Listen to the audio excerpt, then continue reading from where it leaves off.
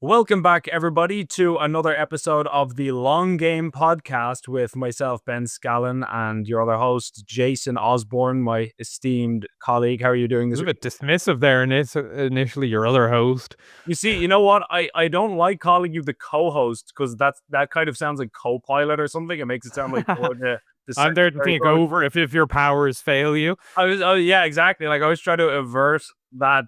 It always sounds like diminutive, which is not intentional, but it's almost like demeaning or something. I So got this cute little guy here beside me, Jace. yeah, and then got the Robin to the Batman. Well, I would maybe ask you initially, Ben, how are you? Unfortunately, I can't honestly say people missed you last week, and I can't honestly say people probably noticed me last week because Fatima was such a hit. So I think it's good to have you back anyway. Yeah, it's terrifying that every time we have either Maria or Fatima on the podcast does far better. And if both of those were to team up and start their own podcast, I think it would just be over for us. But yeah, I know. unfortunately, I'd lost my voice last week and was unable to fulfill my obligations. But I was also in Greece, and I didn't want to publicly announce that I was in Greece until I was out of the country because I know that it is home to some of the most deadly and prolific left-wing terrorist groups in the world. I don't know how many people are aware of that, but all throughout the 90s and the early 2000s, you'd have groups like Red 17 November and so on who'd be shooting American embassy workers in their cars and doing all kinds of crazy stuff. So, and they're still active, less so now, but like last year, they got done for mailing a bomb to a senior judge and it didn't go off, but it was intended to, and this sort of thing. So, yeah. Anyway, I figured probably not. Those annual Europol terrorism reports where they report on the trends broadly. They say that dissident Republican groups in Ireland collaborate with these far left groups in Greece. So I was thinking, I don't want to tweet, "Hey, having a great time in Athens right now," and then somebody in Belfast makes a call, and then everything goes pear shaped. So anyway, You'd have made a fine trophy for some limp-wristed leftist. no, I don't know how limp wristed they are over there. Those guys are serious, but That's the trouble.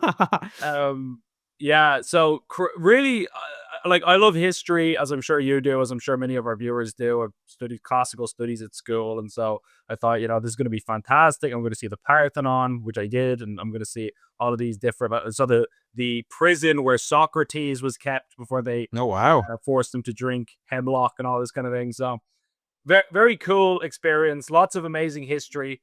I will say unbelievable amounts of graffiti to like a shocking degree. The way Interesting. I've been describing it to people is if they just legalized graffiti, if the police said, look, we're not going to prosecute this, do it as much as you want, there couldn't be more. Like it's already at the maximum level. And it's all just like stupid stuff, the usual so and so is here, like half is in English, half Yeah. of it is in Greek, and a lot of Antifa related graffiti. Like pretty much every street had like an anarchist symbol on it, or the word Antifa or ACAB, all cops are bastards, that kind of thing. Everywhere, the place was just carpet bombed in it. And And if I could ask a question, have they managed to keep the graffiti off the astonishing heritage sites? most of them I saw, yes. Mostly because it's behind like a ticketed gate. So if you were to do it, All right. literally be like a security guard right there. So you're not going to get away with that. But the whole surrounding area is just destroyed with it. And I felt like this is really sad. Like initially, when I first arrived, it didn't bother me that much. I was like, oh, whatever. Every city has, like Dublin has similar stuff. But it was so bad, and it's such a historic city. Like you're talking about the birthplace of democracy, this deeply important civilization that has global significance, and you've got scumbags running around just destroying it with nonsense. And yeah, I don't know. It was really like if I was the mayor, I would make that my top priority to get on that because it does certainly detract from a city like that. My top priority would probably be the raging leftist violence, but each to their own.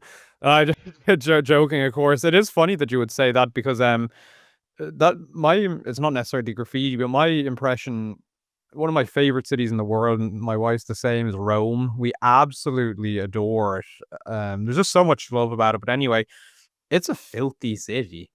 Like it is. It's have you been? I haven't. Yeah, it's like it's there is graffiti there, but it's not as noticeable, say, as it sounds like it is in Greece. It's more so just like rubbish everywhere.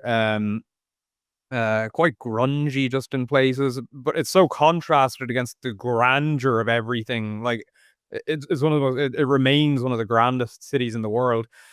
Um, but yeah, graffiti wasn't that big an aspect of it. But last time we were in Rome, which was when was it? 2 Christmases ago, I think we went on a quick trip before Christmas. Someone had graffitied. I don't know if you read about this. Someone had graffitied onto the not the Parthenon. You're after putting that in my head. The Oh Pantheon? no, the Pantheon. Exactly. I was after forgetting the name of it.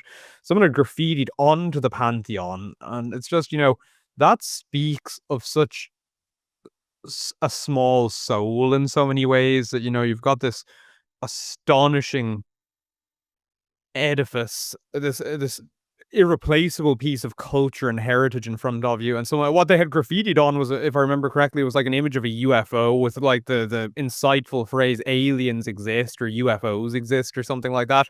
And they literally did that while we were there. It happened. I saw a news article about it while I was looking on Facebook one evening, and I went and had a look, and sure enough, it was there. But it's like it is a real plague, and I suppose there's probably something symbolic in the fact that these cradles of civilization are sort of collapsing now beneath the weight of like graffiti and low level vandalism. I think you could probably say the same thing at a higher level too. Yeah, it's the most loserish kind of crime because other crimes are reprehensible and will damage your city, but they're at least understandable. Like, I know why a guy is selling drugs because he wants to get money. Okay, I get that. You're evil, but I get it.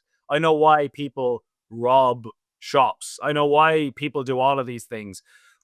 You literally don't get anything out of spray painting a wall other than some kind of dumb sense of self-satisfaction. Like, there's nothing materially in it for you. You're just a total parasite on society. Like, it's the worst thing ever. But It is yeah, funny, like in the area that we live, there's someone keeps they're clearly like trying to LARP as the Riddler or something from Batman, because all over our area in sort of bright green spray paint is this question like, do you love me? Like, do you think about me? And this sort of uh scrawly green script, as I say. And it's like I don't know whether they're trying to be creepy or what, but it's some angsty teenager doing this before retreating back to their room. And it's like, can you not just like do this on your A4 pad in your room and leave the rest of us alone?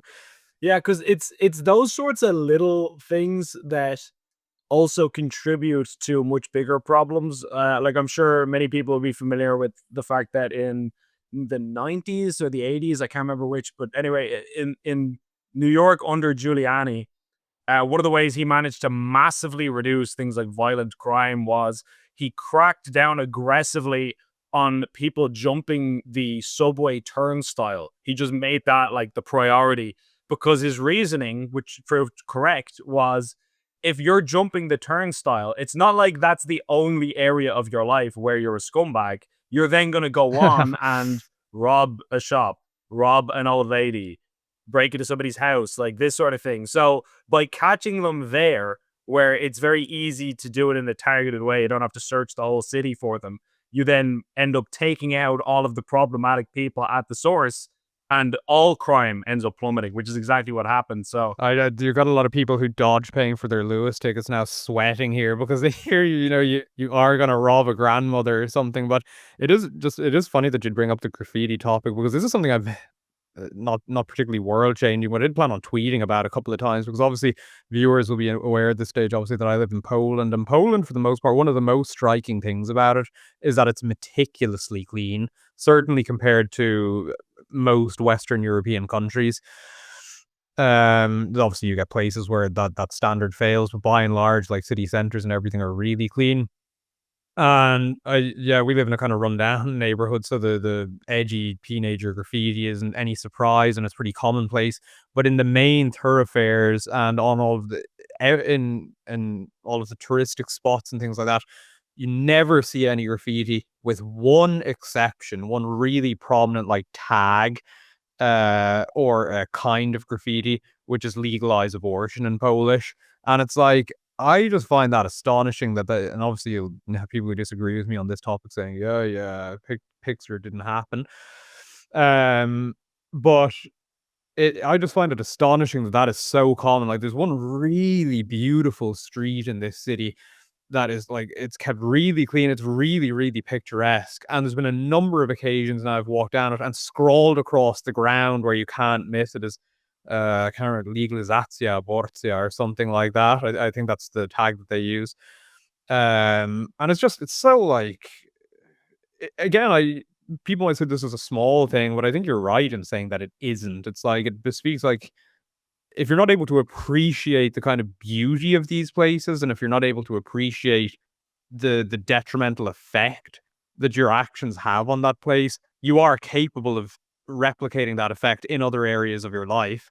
Yeah, yeah. I mean, the people who do that, people who spray paint buildings, people who smash windows, people who do stuff like that, they are not like gonna be very respectful of the police. Oh, I would never assault a police officer. Oh, I would never, hurt somebody physically. Like, it's all the same stuff. Once you've crossed the Rubicon of not having any respect for people's property, it kind of just logically follows that you're going to be a scourge in various other respects. This is, by the way, one of the other topics we're going to be speaking about today, obviously, is the raging story of the moment about the renaming of the Dublin Park, or the suspended proposal, I suppose, at this stage, to rename the Dublin Park.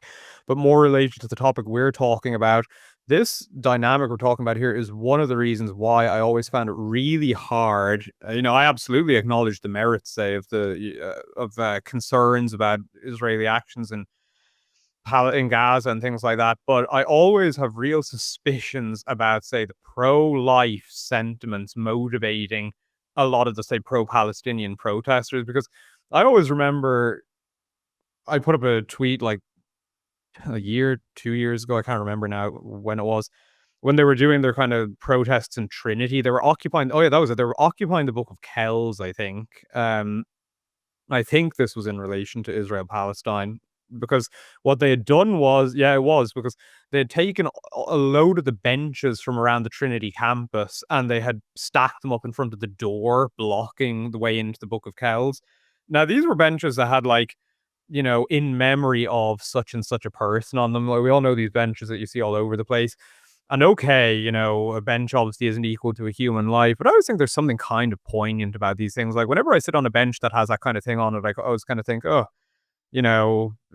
here's someone who clearly mattered to people. And I'm sure every time that family or whoever knew this person walks by this bench, they're reminded of that person because of this memorial. And so they'd stacked all these benches, like, they were literally tossed. They were like driftwood. And I posted this anyway, saying, like, I do find it hard to sort of believe that the people protesting have any, particularly deep concern about innocent life in Gaza when they're capable of just tossing memorials around like this, like they're like it's driftwood. And obviously my replies were absolutely, I didn't get ratioed, but I sure got a lot of hate. There's a lot of people saying, oh, this fellow thinks the benches are more valuable than actual lives. Uh, and like, there's so many ways you could respond to that, but it's just kind of just like, people betray themselves in all sorts of small ways, that they really don't believe in the sanctity of human life. They don't believe in, memory being something that ought to be respected. And I think that a lot of people aren't aware of that. Yeah, I think as well, it's one of those things that people also don't believe in neutrality, even people who say they do. I wrote an article last week about how Neil Richmond was speaking in the Doll about our unequivocal support for Ukraine against Russia.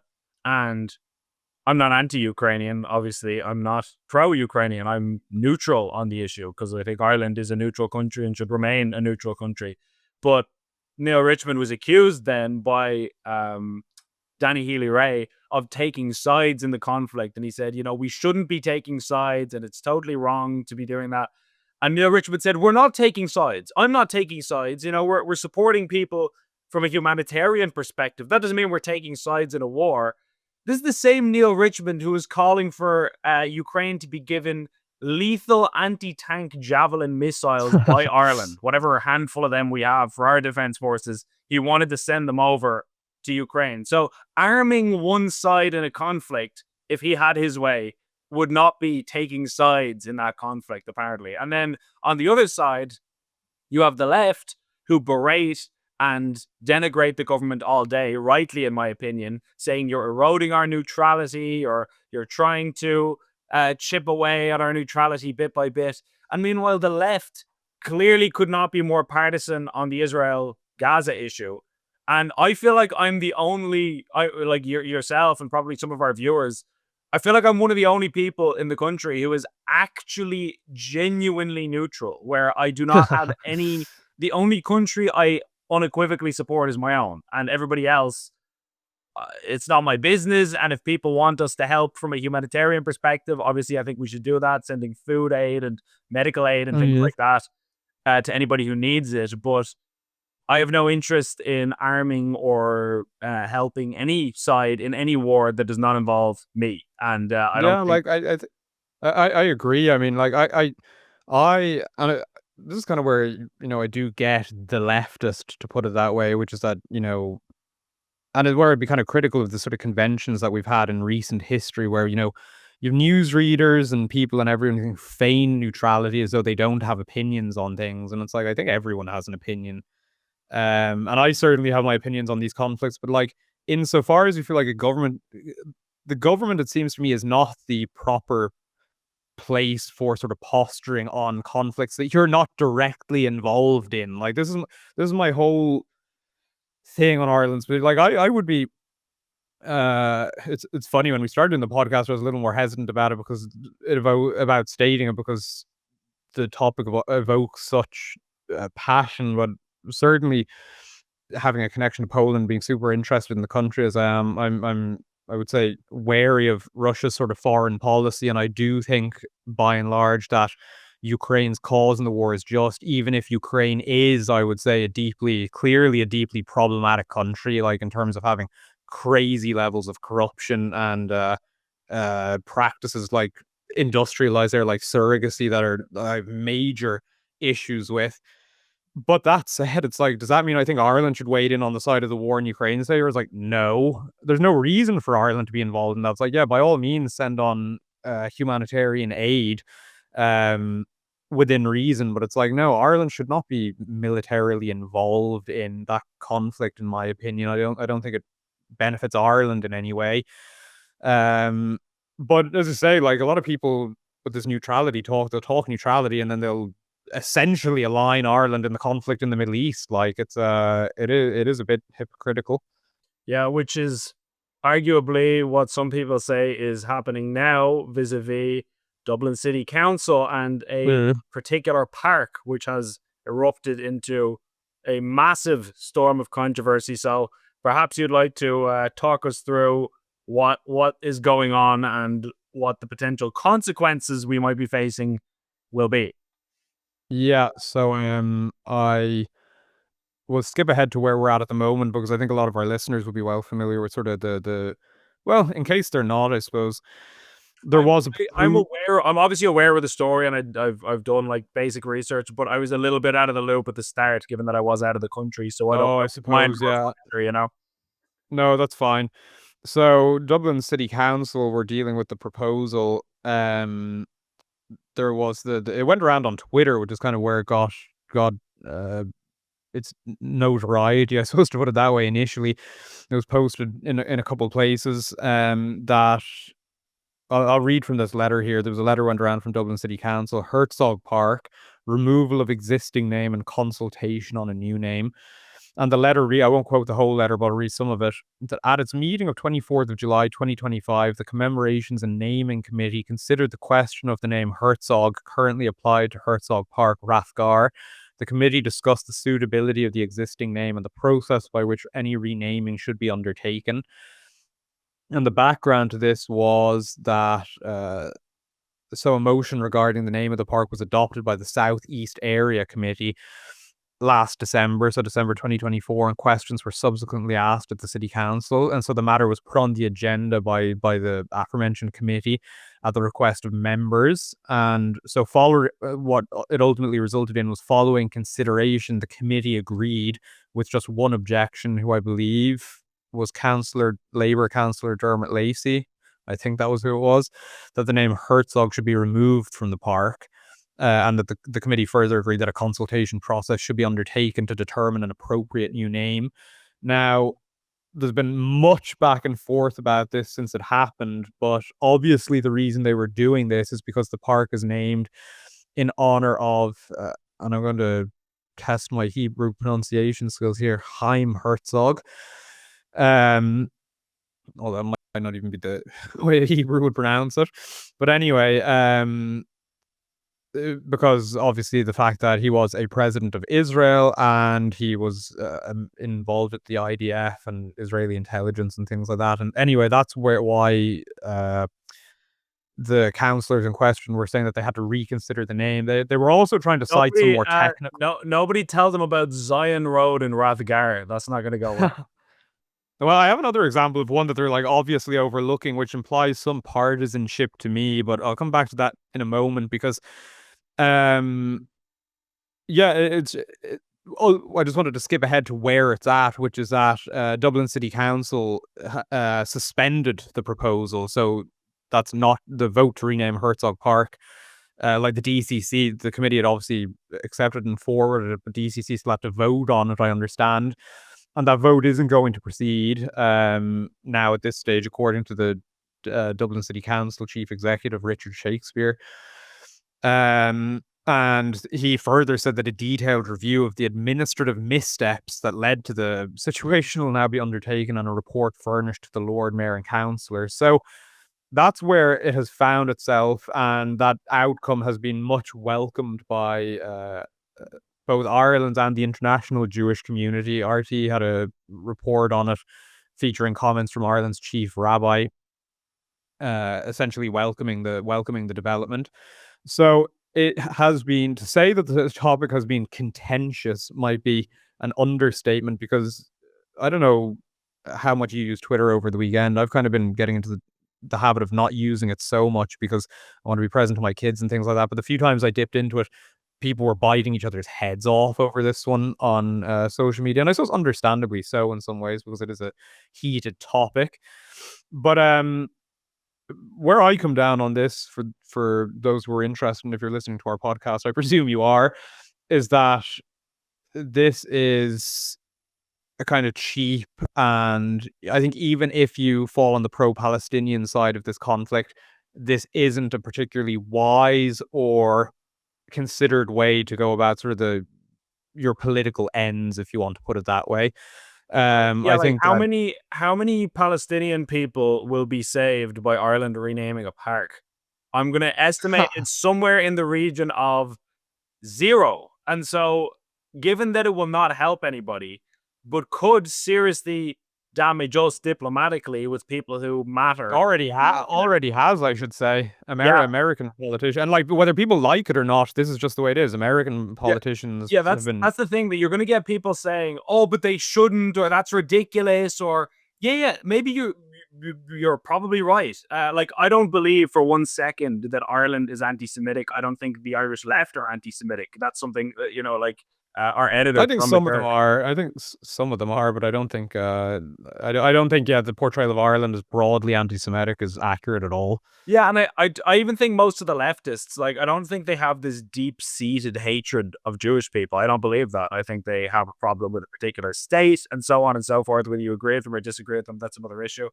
But the point is, if you are perceived by some of your most important trade partners like America, who have the power to seriously hurt your ass, if you are perceived by them to be an anti-Semitic kip, and they decide to take retaliatory measures against you because of that, you're in serious trouble. Whether that's true or not is kind of not relevant. So you are damaging yourself in untold ways for the benefit of absolutely zero And people, just so you can rename a and park in virtue signal. this is goes back to that point I mentioned a moment ago about how I don't think that's why I do think the phrase sort of student union politics was very accurate in terms of how Ireland is conducting itself, because I think we said it on a previous podcast. Like, I would have serious qualms about how Israel conducted itself in Gaza, and indeed a lot of the sort of political currents in that country at the moment. But at the same time, it's like, why the hell is this Ireland's top priority?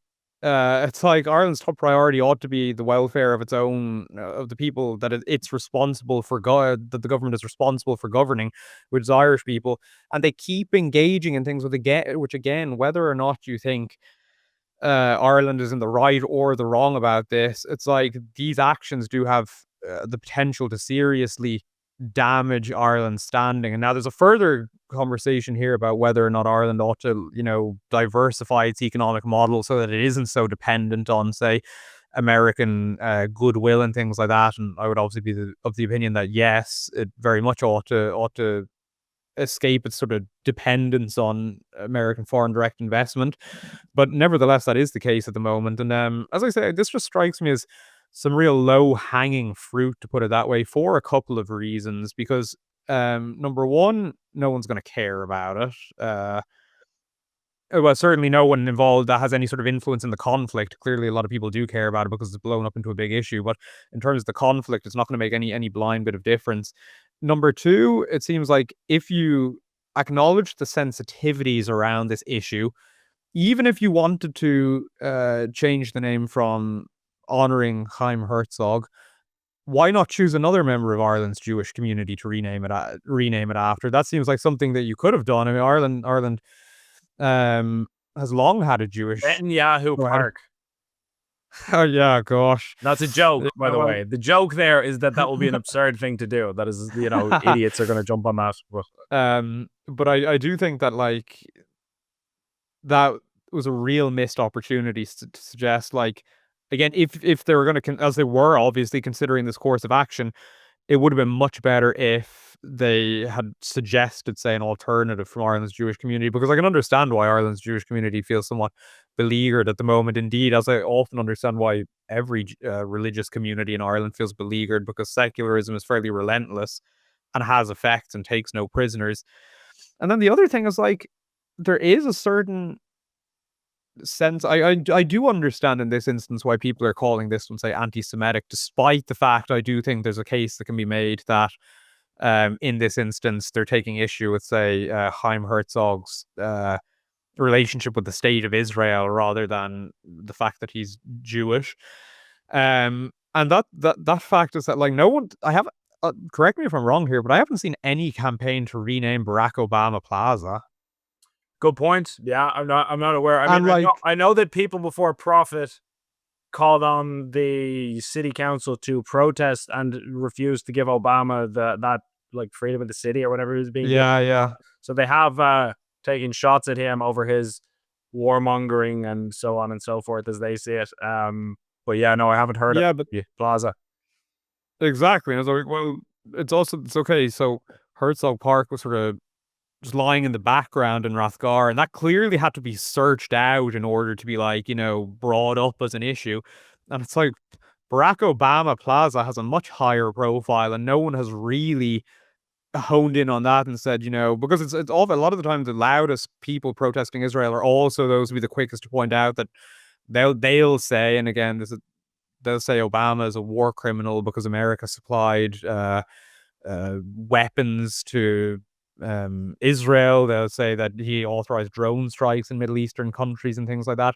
So you might expect that if that is, if you're going sort of all out on this issue, why is there not a big push to rename Barack Obama Plaza at the same time? And I do think, looking at that sort of inconsistency, you can see where people are coming from when they say, well, there's clearly an underlying anti-Semitism motive. Whether you agree or not, I can see where they're coming from when they said there's an underlying anti-Semitism motivating that decision. But nevertheless, yeah, I stand by the fact that I just think that this is a stupid decision, essentially, where I feel like the sort of radical sentiment in Dublin City Council has clearly outrun its prudence, and that's why you sort of have the government backtracking so majorly on it, despite the fact that I would be of the opinion that they have sort of created and fostered the political atmosphere and culture where this sort of agitation is sort of viewed as normal. I mean, the sort of strongest possible language has been used about what's going on in Gaza over the past couple of years. So, like, why is it a surprise then people would look to remove the name of someone who was instrumental in the success of what they see as a genocidal state, Israel? Why would it be controversial then to remove his name from a park if that's the perspective that you take? So I do think that's why the left are calling out sort of the government's hypocrisy on this. Yeah, that's true, but there's also a level of like mania here, and I would say there's a degree of mania on both sides. Like this issue has a way of making people go literally insane and crazy, in the sense that like this is just an anecdote, right? Like I get that this is one individual, but it's reflective of a broader trend that I think we've all observed in real life and online. Where I was on Grafton Street a couple of months ago, and some guy ran up on me and he was like, "Hey Ben, you're always talking to politicians and like grilling them and putting them under pressure, and I kind of like that about you, but you never press the government on their Zionism. Why is that?" kind of thing. And he was clearly like of a leftist persuasion, I could tell. Uh, so I was like, "What are you talking? Like the government's Zionism? Like what are you talking about?" And he was like, "By the way, like." The definition of Zionism just means you support like the state of Israel existing, but I know what he meant by that was like that they're Yeah, yeah. pro-Israel or that they're shilling for Israel or something like that. So I said, "Who in the government is a Zionist? What are you talking about?" And he's like, like Simon Harris and Micheál Martin and them. And I said, "These guys literally constantly accuse Israel of genocide on a weekly basis," which maybe they're right. I'm not even saying whether they should or they shouldn't. That's not my point. My point is they recognized the state of Palestine long before most Western countries had done it. Other people are now taking their lead on it. The Palestinian flag was flying over Leinster House. Like that's a Zionist to you? Like, if you think that's a Zionist, if you think we have some kind of Zionist government, you are literally a lunatic, So anyway, I told him that to his face. And I was like, the reason I don't grill them on that is because they don't believe that. Like that, there's nothing to grill. But anyway, my point being, yeah, like there's just like an insane if you don't like there's people who will boycott a company or call for a boycott against a company because it does business with a company that does business with Israel. That level, like 7 degrees Mm. of Kevin Bacon.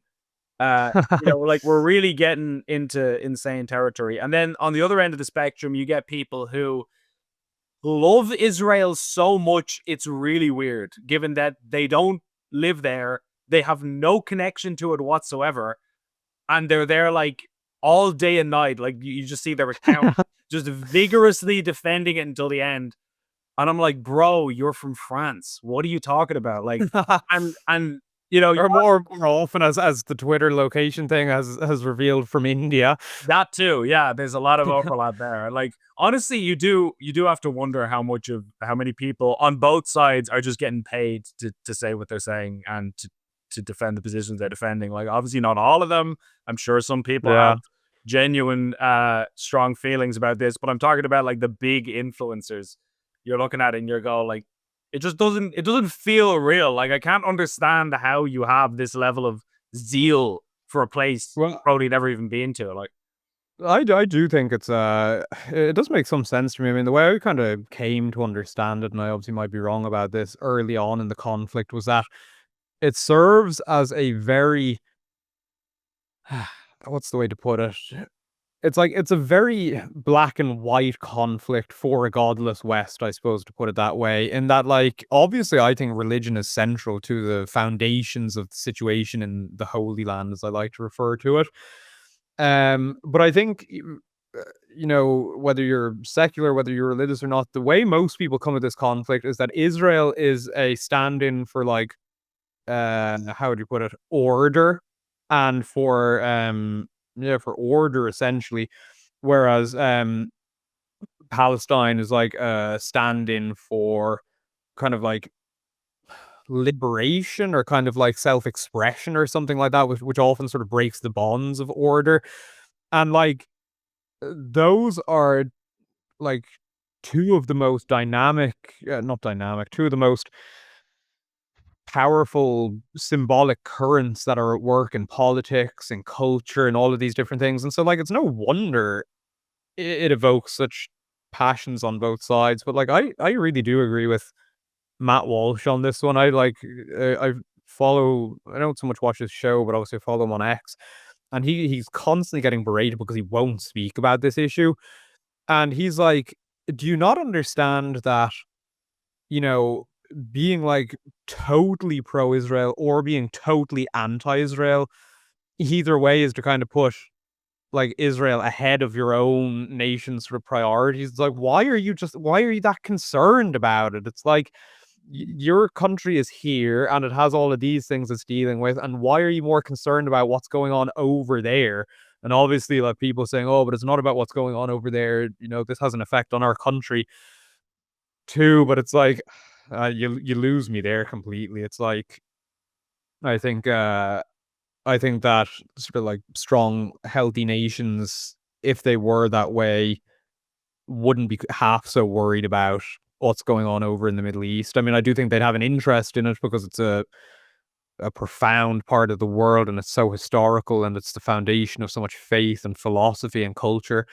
But nevertheless, I do sort of see it as being, yeah, like we were chatting. I was saying I didn't even know if we talk about it, but like I'd seen a tweet on this topic, literally before we were recording this, responding to the Irish Foreign Minister, so Helen McEntee's statement, in which she was essentially saying that Herzog Park is named for Chaim Herzog, who was born in Belfast and grew up in Dublin. Um, and essentially saying that the government has been openly critical of the policy and actions of the government of Israel and Gaza and the West Bank, and rightly so, she said.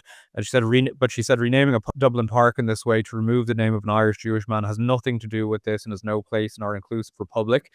And this guy was responding to it anyway, saying, and I his account anyway appears to be a sort of Gazan journalist who, if you look at his location, seems to be based in Ireland now.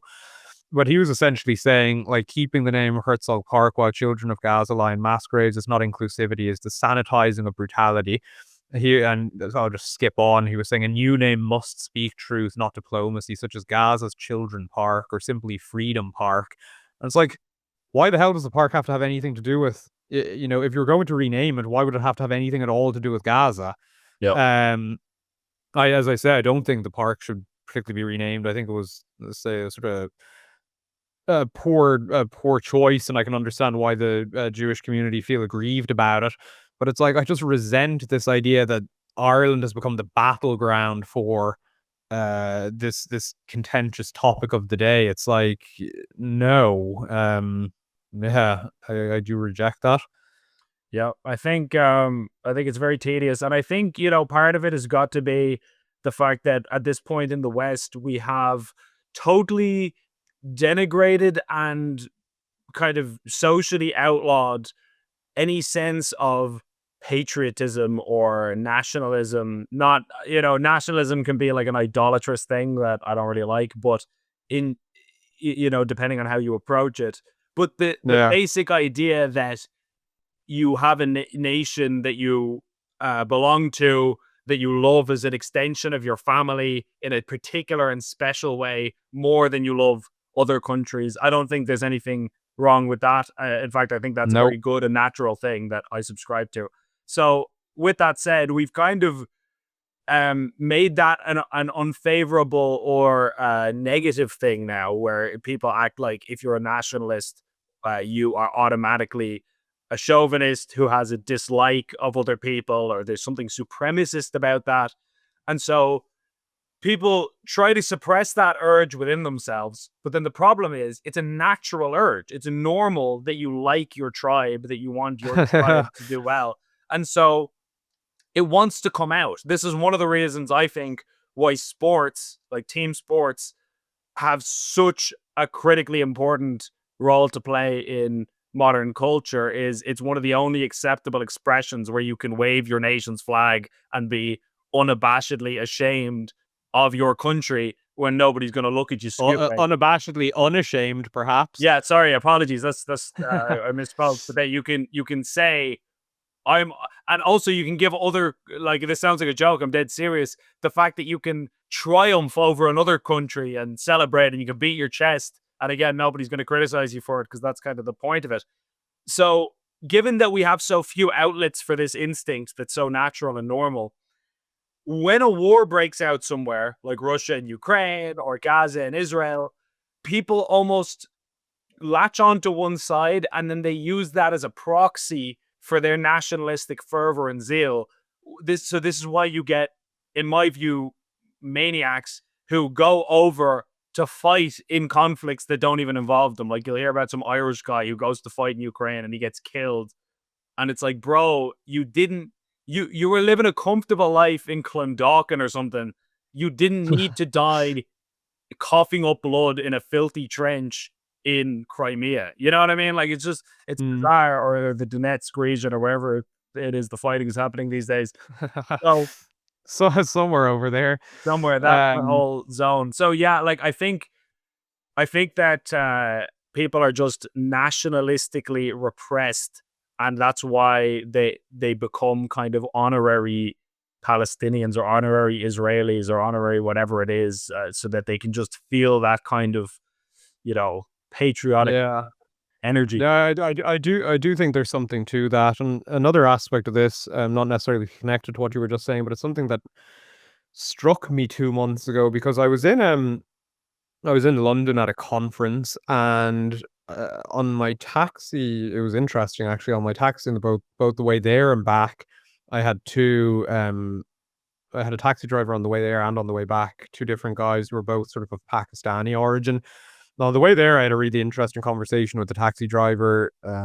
This is a slight tangent, but it was just about he was a devout Muslim, and I'm obviously a devout Catholic, and we were chatting about that and the differences between it. And it was actually a really interesting conversation. We had a nice chat, and that was that. But on the way back, I thought it was a more contentious conversation. Funny enough, because I had one of these taxi drivers who, oh, what town was he living in the UK? It's an area that's very sort of I think Pakistani heavy at this stage. But he was talking about, yeah, the levels of corruption in British society, and he was in sort of the government and things, and he was talking a little bit about NGOs and things like that, and I was sort of saying, yeah, I do think NGOs are very problematic, and I was kind of agreeing with a couple of things that he had to say. But then he was going on to talk about how, like, the biggest crime the British government engages in is its complicity in what's going on in Gaza. And I was kind of like, you know, I was nearly at the airport at this stage, and I wasn't that bothered getting into it. But then, like, I sort of mentioned something about Russia and Ukraine, and he kind of veered in the direction of like, yeah, it's just a load of Western propaganda in favor of Ukraine. Like, Russia is, obviously just sort of looking out for its own interests there. And it just seemed like one of the sort of positions that doesn't make any sense to me is if you're pro, and it's common enough, is if you're pro Palestine and pro Russia, because it seems to me like that there's just so many uh, competing dynamics at play there that I don't understand how it works. But I disagree. I think it's the opposite. I think that makes perfect sense because obviously the whole world is divided along certain axes and power blocks, and you've got like the West and the East, and these different factions, and obviously there's sub factions within that.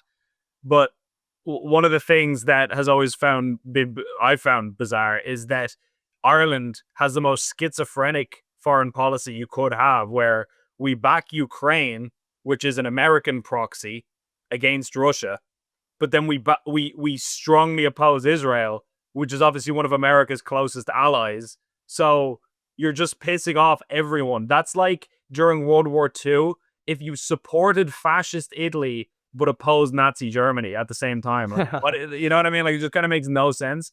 And it's all very convoluted. But I suppose, yeah, no, the point that I even really wanted to make was that the guy was even more so than sort of his position on, say, Russia Ukraine. He was really dismissive about that conflict. He kind of just made an offhand comment about it, sort of in Russia's favor, and then he sort of quickly got back to like Gaza, Israel, and I was like, well, I can't remember how we chatted about it at the time, but I was kind of making the point that like I could understand Russia Ukraine being a much bigger priority for Britain, say, than what's going on in Gaza, Israel, because like it's a European war.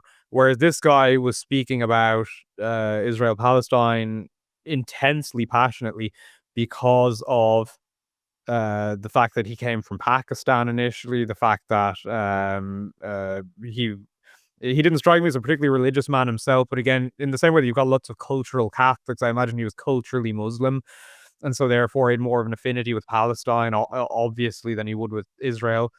Um, and it just struck me as well about how like immigration is obviously going to be changing the conversation about all of these foreign conflicts in Europe, because again, it just seems to me on the face of it, once upon a time, people obviously would have been interested in what was going on in the Middle East because that region has always been of interest to populations and academics, historians, commentators, whoever it might be. But I think people would have been more interested in what was going on sort of at the borders of Europe itself, as opposed to what was going on over there. Whereas it's completely flipped for a lot of sort of Europe's newcomers who are intensely interested in the fate of Palestine and not so much about what's going on in Russia, between Russia and Ukraine. Just that they just see that as being a sort of uninteresting inter-Christian war. Yeah, and I mean they're probably right. No, that's not true. Obviously, it's terrible what's happening. But with that, speaking of our Islamic brethren, will we move on to our final story that I believe you were writing about this week? Yeah, indeed. I don't know whether the article will be out by the time the podcast goes live, but the other thing that I thought was probably worth talking about is what seems a pretty remarkable article to me in the Irish Independent today. The headline reading, Ireland's young people at greater risk of radicalization by Islamist terror groups, senior Garda warns. I mean, that headline in and of itself seems like a bit of a sea change in the discussion in Ireland from where we had been at, because it seemed to me for a long time that it was something that was sort of hinted at more, as its presence was more so hinted at than sort of addressed directly. But I'll just read a little bit of this here, just so that we get the gist of where it's going, which is that this is again according to the Irish Independence reporting, the reporter Ken Foy. The threat of Islamist terrorist radicalization among young people in Ireland is growing, according to the head of An Garda Síochána's Special Detective Unit, SDU. Detective Chief Superintendent Brian Woods said the SDU has been involved in at least 10 interventions in the last number of months in relation to radicalization and religious extremism. He said, "This is one of our main priorities, and we commit resources to it and work with the National Community Policing Unit, as well as local Garda units, in an attempt to make an early intervention." Um, I'll just skip on a little bit before we get to discussing it. He said, in recent times, Ireland has seen well, not this isn't the Garda speaking. This is the article that I'm quoting here. In recent times, Ireland has seen isolated incidents of extreme violence by young males who have been radicalized online to become involved in Islamist terrorism. They cite the example of was it April this year or last year? April this year, I think. Time moves so quickly. The 17-year-old boy who stabbed an army chaplain stabbed an army chaplain in August of last year. Sorry. He was jailed for a total of 8 years in April this year after he pleaded guilty to attempting to murder Father Paul Murphy at Renmore Barracks in Galway. And the Central Criminal Court was told that the boy, who was 16 at the time, supported the Islamic State terrorist group and had been radicalized online. Skip on further where they speak about some of the interventions have happened when Gardaí been alerted by international police forces about possible radicalization, while in other cases the SDU intervenes after building up its own intelligence. And they said that the Galway case is not the only serious recent case of a person being radicalized online. A suspect who is currently facing charges for a knife attack and separate arson incident is also believed to have been radicalized. The 23-year-old, who cannot be named for legal reasons, is currently in custody in relation to these matters. So the basic gist of the article is that Islamic terrorism and Islamic radicalization is now something that Gardaí are having to take very seriously and appear to be having to devote an increasing amount of resources to. And I just find that astonishing. I think this was something that people have been saying for a long time was going to be the case, if Ireland wasn't sort of careful in a number of different aspects. And sure enough, it's come to pass. So I do think that everything about this was avoidable ultimately.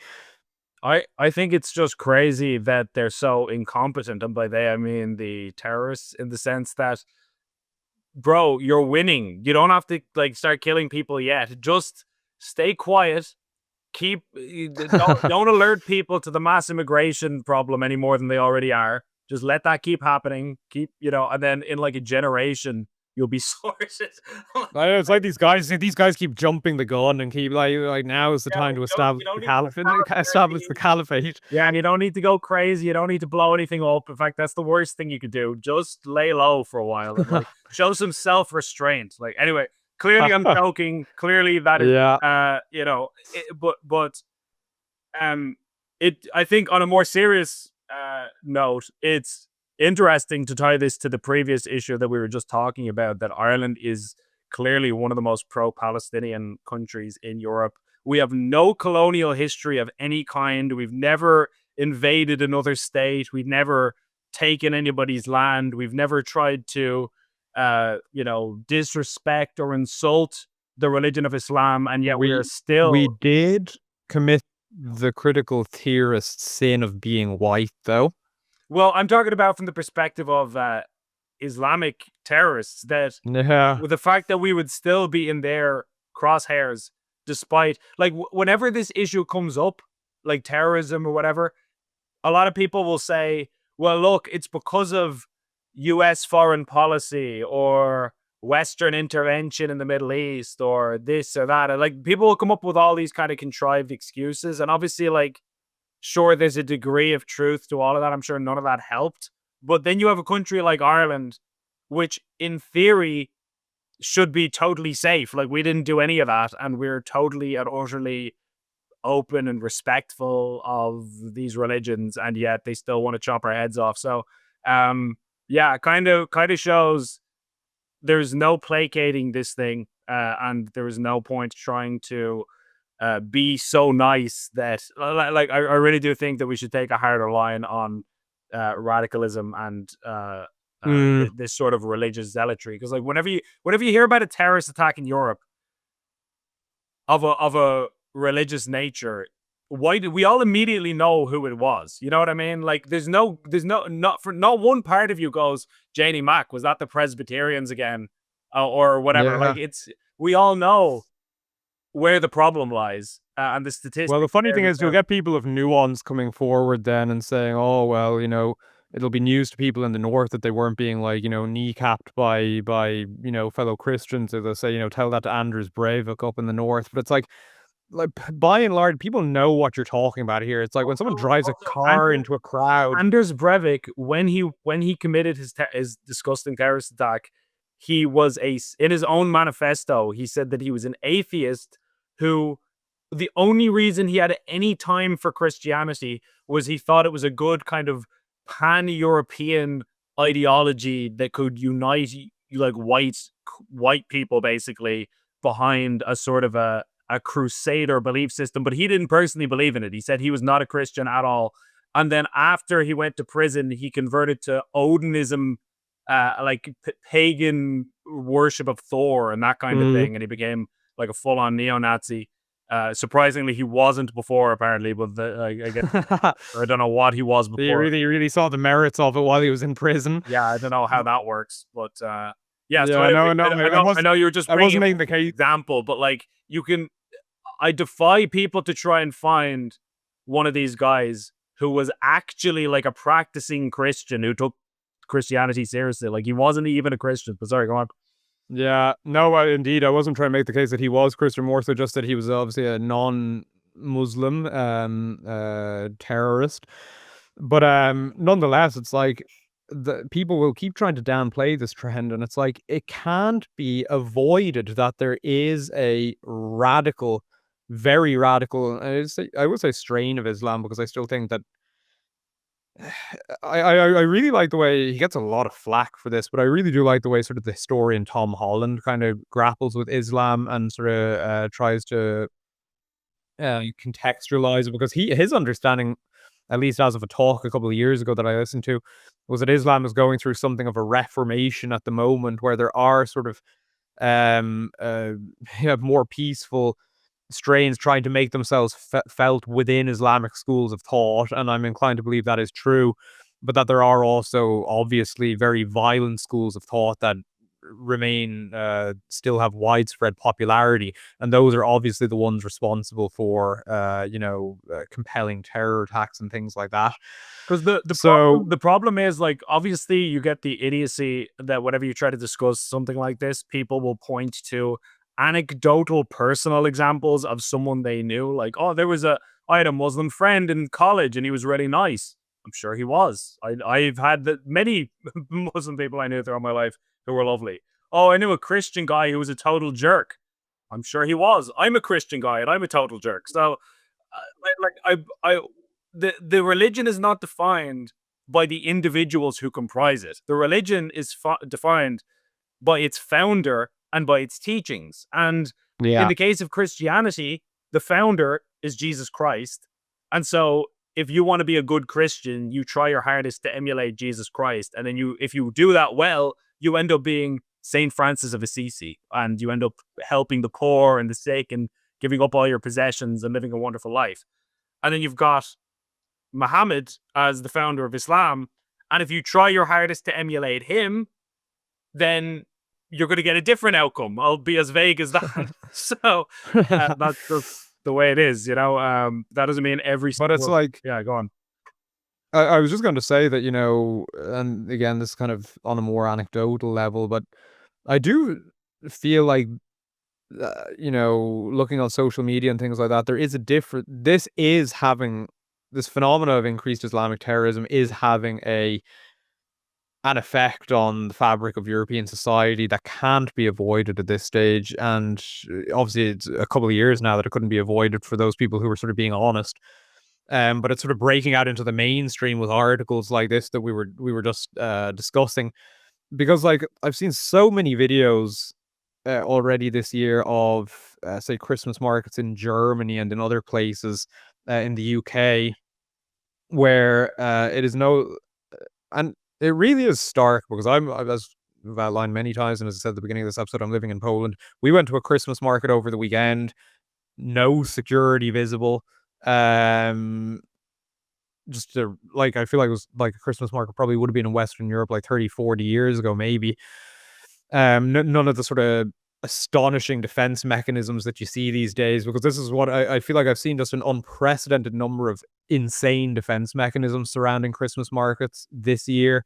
I've seen these sort of like manually installed metal barricades surrounding a number of German Christmas markets, where they literally, because the Christmas market is taking place beside a sort of a main street, they need workers stationed there at all times to open these things for traffic, to let them through, and then close them.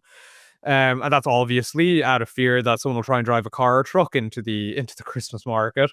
You've got like these bollards, these really heavy ones that they wheel into position again for brakes in the traffic, and then they pull out of the way so authorized cars and trucks and things like that can pass, and they put them back in place. You've got so many pictures going around of squadrons at this stage of soldiers fully armed with automatic weapons, their body armor and things like that, wandering through Christmas markets, which, to say that's a bit of a mood killer or a bit of a buzzkill would be an understatement, because you know exactly why those guys are there. And people do have to make obviously a conscious effort, like, to see that and not think about that fact. And I'm sure they managed to do so because they're aided plentifully by mulled wine and all of the different festivities on offer in the Christmas market. But nevertheless, it's like, in the year 2025, Europe is a changed society. It's like it does now have to deal with radical Islamic terror, and that wasn't something Europe always had to deal with. So it is depressing and it is sobering, but it's also not a hopeless vista, because I think the fact that it's being sort of, I always feel like people shouldn't take a sort of bitter approach with this because it's the least helpful one. I do feel like you should kind of take it from where it is. It's like, okay, more people are acknowledging that this is a problem now. Where do you take the conversation from here? Like, how do you figure out solutions to this? Where do you go next? And I think that's a positive step and a step in the right direction. So, that's a note of Christmas cheer for me to end on anyway. I will say that when Muslim people convert to a religion like Christianity, they end up often being some of the greatest Christians you could possibly meet, because I think whatever you could say about Islam globally, you can't say they don't generally take their faith very, very seriously, which we should Yeah. all do. Like, if you believe this is real, if you say there is a God, there is consequences to my actions here on earth, there is an afterlife, and a good and a bad afterlife, and I'll go to one of them depending on how I choose to live my life. If you believe all of that, you should take it deadly seriously. You should pray 5 times a day, and you should, read your scriptures and go to your place of worship and so on a constant basis every opportunity you get, and dress a certain way and talk a certain way. And all of that is perfectly fine. I just personally think they're directing it to the wrong object of worship. But if you find people who switch to the correct object of worship, so far as I'm concerned, Mhm. everything they're doing is perfectly lovely and wonderful if you just applied it correctly. Yeah, I was just while you were speaking there, reminded me of something, and I was just looking up if I could find the quote, but I can't. But no, this is a complete tangent. But I always did like big fan of Cardinal Robert Sarah, the churchman, who I think even if you're not a Christian, there's a lot to be profited by reading him because he speaks a lot about sort of Western culture and tradition and heritage and things like that. And I always remember reading a couple of years ago his sort of autobiographical book, where he's being interviewed and answering questions about his own life. And it always stuck with me. He's from I don't know, Guinea or Guinea in West Africa, and he spoke about how that was a very, I think it was about half Christian, half Muslim, or it might have been Muslim majority. Either way, there was an extensive Muslim presence, and they always had peaceful relations in that country. And what's more, he always took the presence of Muslims there as being like a helpful challenge to his own religiosity, because like, there's no way not to see. Like I saw yesterday, my wife and I were watching a documentary on the 2004 Indian Ocean tsunami, and after the tsunami had taken place in like this, I think it was called Banda Aceh, I think in Indonesia, which had been ravaged by the tsunami. Like it was just a complete wasteland and vista, and there was just astonishing footage of like a couple of Muslims just standing in the midst of it, getting down on their hands and knees and bowing their heads to the ground and praying to God. And it's like, as a religious person, that is an extraordinarily helpful reminder of the religious nature of the world, which we're constantly inclined to forget. And it is a helpful and healthy challenge to essentially live your own creed. Because I always find it a haunting question. Someone asked me one time, if someone were to watch you go about your day, would they be able to tell what you profess? And it's like very often, for many of us, the answer would be no, not really. And it's not all that much differentiates you from, your average secular Joe wandering about their life here, there, or anywhere. So anyway, it's just to say that like it's certainly an interesting new dynamic with major cons, but also possibly some pros in European society in terms of strengthening the sort of Christian roots of Europe, I would think. Most definitely. There's a plan for all of it, as there is for everything else. And so with that said, thank you all so much for watching as per usual, and we will catch you all next week. God bless. God bless.